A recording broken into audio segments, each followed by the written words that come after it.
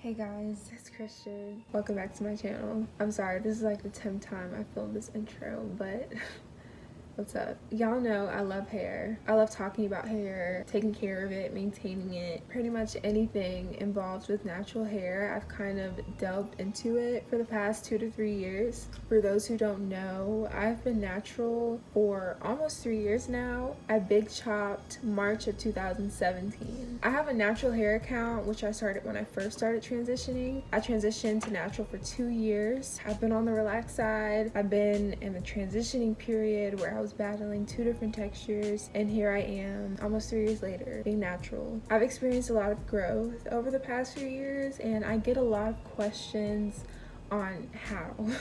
How do you do this? How do you do that? What do you use? All of these questions that I try to answer to the best of my ability. I think some people forget that everybody's hair is different, everybody's journey is different, so what works for me may not work for somebody else. My main answer to when people ask me, well, how have you grown your hair out, is I leave it alone. I've done so many low manipulation protective styles where I don't have to touch my hair for 3 weeks to a month. Like, I just leave my hair alone, and you just don't realize how much growth is in simply not touching your hair. So we're in the last week of November. It's about to be Thanksgiving break, thank God. So for this video, I'm just gonna kind of talk through all the hairstyles that I've done this year. I try to keep it brief. For most of them, I already have videos on them, so this will kind of be a directory to those videos as well. All right, so I have the pictures in front of me, and I'll try to insert them so y'all can see what I'm talking about. I'm gonna start from the top of the year to current. So the first major different style that I did was a little something like what I have now. I did box braids on my own blown out natural hair.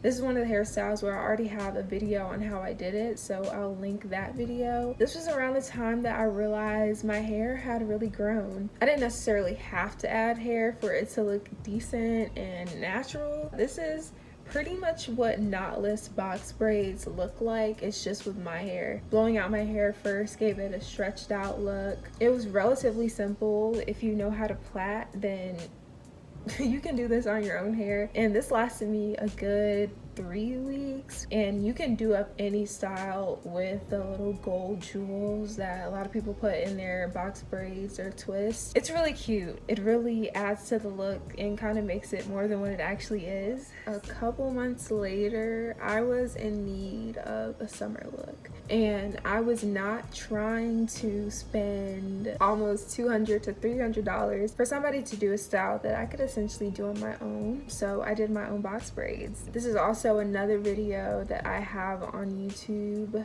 so I'll link that as well. I started off on blown out hair.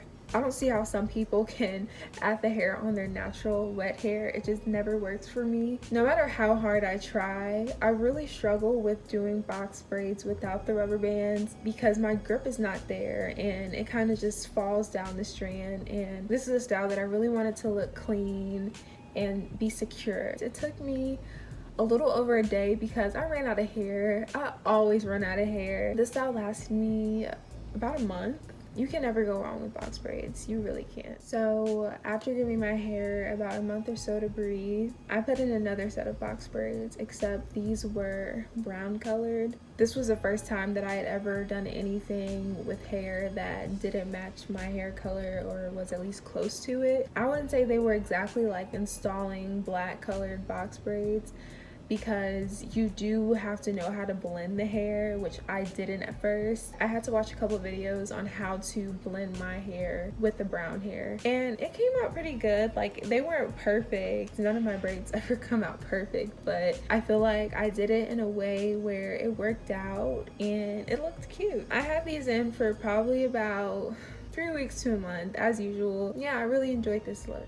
My next hairstyle that I did came about a month later, and they were passion twists. I also have a video on this, which I will link if y'all want to watch. I didn't even know what these were until I came back to Spelman for my second year. The thing that stuck out to me the most about them is that they looked so natural. They look like how my hair looks, like in twists, but with added hair, of course. Since I have a video on it, I won't speak too much about hairstyle would have already mentioned. I talk about the process, what I liked, what I disliked, and you'll see all of that. Overall, it was a really good style. I kept them in a little shorter. I think I kept them in like right around 3 weeks. It was a very easy takedown process as well. So those are the major styles that I did on my own. With the box braids and the passion twist, I saved a lot of money. Really, YouTube goes a long way. Like, there are just so many videos out there that are teaching you how to do things step by step. I feel like once you take the time to watch those, see how you want to do it, and then get all your materials, everything kind of falls together and there's just so much more money in your pocket. When I mentioned the breaks in between my protective styles,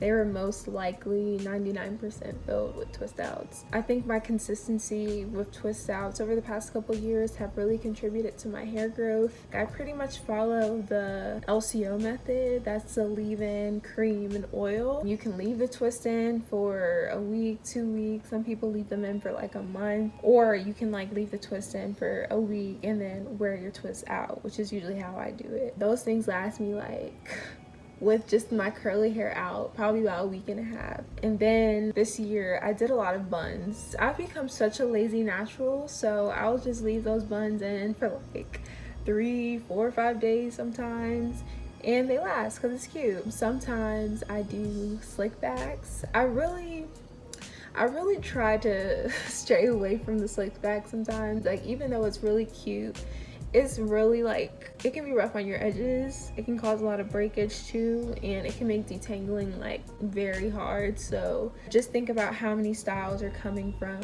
one twist out or one braid out, one wash and go. I really don't do wash and goes like that. My hair is trained for twist outs. And I'll insert a couple of length checks that I've done over the past few months. I'm really proud of myself for sticking with this natural hair thing. I always tell people it's trial and error, so everything is not gonna work, everything is not supposed to work. I really encourage anybody who's on a natural hair journey to keep documenting your progress, because you don't realize like how much your hair is growing and thriving until you look back and you're like, whoa, things are so different.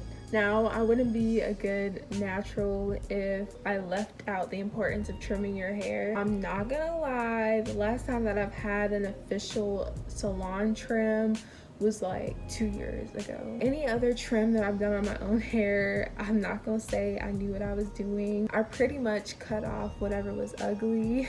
But you can tell when your hair needs a trim, like, you know, all the single strand knots and it's just being dry, your ends just looking raggedy. Always helps over length though. I'm really interested to see how this video comes out after I edit everything. I feel like I was rambling on some and then I didn't know what to say because I have whole videos on these hairstyles, but I just wanted to show everything that I've done for 2019. Thank you so much for watching this video today. I hope that it helps somebody, but until my next video, I hope y'all have a great week and a great Thanksgiving. Until next time, bye.